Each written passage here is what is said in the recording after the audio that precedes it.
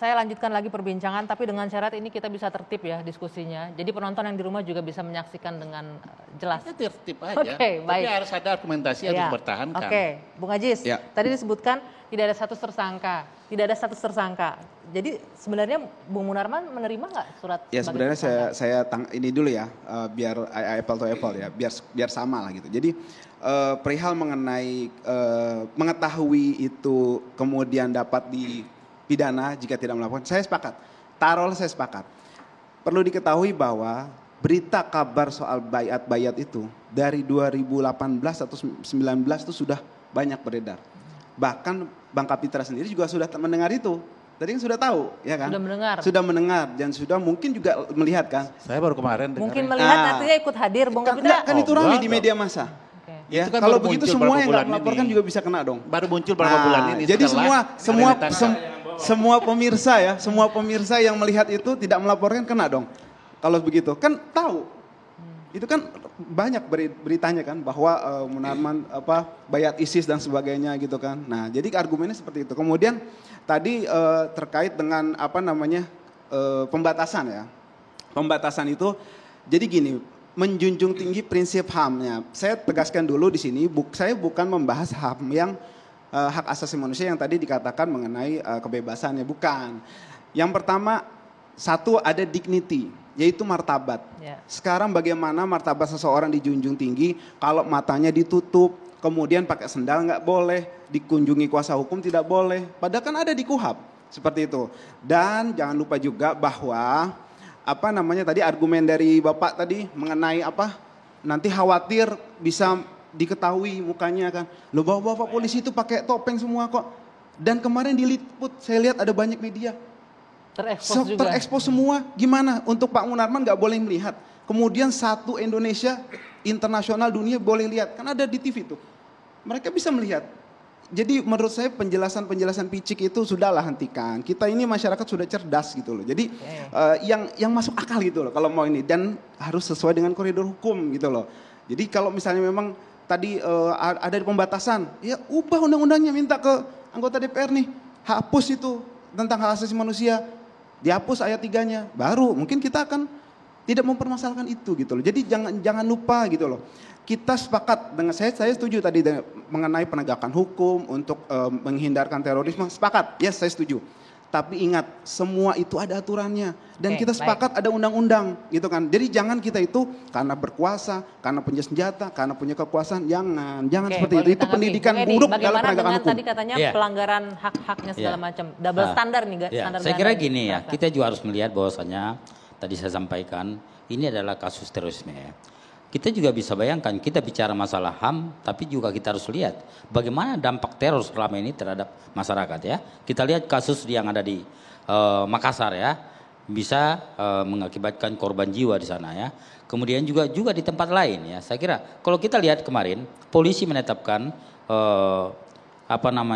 Munarman dengan Undang-Undang Nomor 5 Tahun 2018 dengan pasal 14 dan juga pasal 15 disebutkan di sana adalah setiap orang yang dengan sengaja menggerakkan orang lain untuk melakukan tindak pidana terorisme sebagaimana dalam pasal 6 ayat 7. Kemudian di dalam pasal 15 disebutkan setiap orang yang melakukan pemufakatan jahat, persiapan, percobaan atau pembantuan untuk melakukan tindak pidana terorisme sebagaimana di dalam pasal 6 dan pasal 7. Tadi sampaikan bahwasanya kenapa misalnya baru sekarang seperti kata Bang Fadlijon disebutkan, masalahnya adalah inilah namanya kasus terorisme.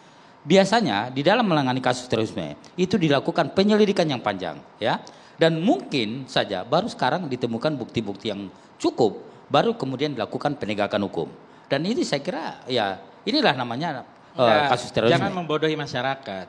Sebagaimana tadi disebutkan, kasus ini sudah banyak diungkap, bahkan di beberapa talk show Saudara Munarman itu sudah menjelaskan dengan berkali-kali berulang-ulang jelas dan detail. Udah 2-3 tahun yang lalu, karena itu memang dicari-cari dan diada-adakan ya.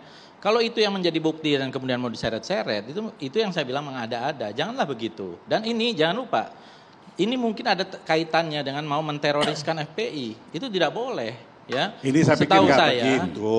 Kita lihat dulu, Sebentar, Bung ada Kapitra. kehadiran Munarman, lalu ada peristiwa teroris. Ya, yang mana teroris yang mana? Yang di Makassar. Pelaku yang waktu dibaiat langsung itu, yang Munarman hadir, itu ditangkap polisi karena melakukan teror. Iya, Setelah terus itu muncul lagi gara-gara bom. Dia kan sudah Nah, menjelaskan. kalau coba seandainya waktu dia hadir waktu dibayar itu, dia lapor ke polisi. Kan dia tadi teror dijelaskan itu teror bahwa itu dia nggak juga bisa terjadi. Bahkan saya bisa tunjukkan. Enggak begini, dia hadir nih. Bahwa dia bukan. ada rangkaian peristiwanya, dia Boleh, hadir. kita dengarkan ya, dulu, Bang Fadli, Dia kita hadir. dengarkan. Ya. Ya, begitu dia hadir dia lapor polisi, polisi bisa antisipasi, melakukan preventif, tindakan preventif agar teror tidak terjadi. Karena dia tidak lapor, lalu orang yang hadir waktu dibayar itu melakukan teror. Saya tidak tahu acara itu Nah, lapor kepada iya. polisi atau tidak. Enggak, dia melakukan Kalau- orang yang hadir waktu orang yang dibayar itu Bukan. melakukan teror. Setelah Acaranya, itu muncul lagi acaranya bom di katanya gereja seminar. Makassar. Ini Itu beda, kayak- ini saya timingnya setuju. beda Saya, jauh saya, dong. Ya. saya sedikit Sebentar. setuju, Beda saya jauh sedikit nih setuju tadi. waktunya. Sebentar. Tadi Pak Kapitra jelaskan bahwa waktu itu andai Pak Munarman melapor polisi mungkin tidak terjadi. Saya mundur tanggung, mundurnya tanggung. Kalau begitu waktu itu kalau ibunya tidak melahirkan maka tidak terjadi. Tidak begitu dong. Dia hadir waktu pembayatan tuh hadir langsung. Kalau 2 bulan terakhir ini kita lihat di visual. Tidak hadir pada waktu tempat itu, dia bisa cegah. Oke, pertanyaannya Sebenarnya dia begini. bisa Iya, cegah. itu, Bung Kapitra, itu saya kira menjadi teroris berandai-andai yang Bentar, tidak bentar. perlu dan Pertanyaannya itu yang begini. saya bilang mengada-ada. Bukan mengada-ada, Enggak, itu tidak, realitas mengada-ada. hukum. Dan itu hukum mengatakan itu perbuatan yang dilarang. Enggak, Oke. Anda tahunya kapan? Loh, saya tahunya baru viral dia Anda pernah ramai nonton di TV. Baru penjelasannya 2-3 Munarman, bulan pernah ini. nonton nggak? Ya setelah yang ditangkap Enggak, itu. sebelumnya. Nggak tahu saya. Nggak pernah nonton. Nggak tahu. Karena ini kan baru muncul setelah yang di Oh, berarti Makassar. Anda tidak yang mengikuti dibaiat kasus ini dengan itu baik. ditangkap. Bahwa Bentar, ini oke. Bukan masalah tidak baik. sudah berkali-kali Sudah berkali ada dijelaskan. peristiwa, ada Baik, peristiwa sudah ini teror. saya dijelaskan tidak bahwa bisa tidak ada. melanjutkan Peristiwa diskusi teror. kalau urusannya begini ya. itu Anda tugas harus aparat lihat keamanan secara untuk hukum. menertibkan. Jangan lihat secara Tugas politik. aparat Kalau keamanan lihat untuk Oke, secara diturunkan politik, saja audionya. Itu nggak Tugas akan ketemu. intelijen. Kami akan Karena lanjutkan ada lagi. Ini undang-undangnya usai yang jeda, dua mengatur sisi akan asal kembali untuk usul Anda perbuatan. pemirsa. Tetap bersama kami. Bagaimana kalau enggak?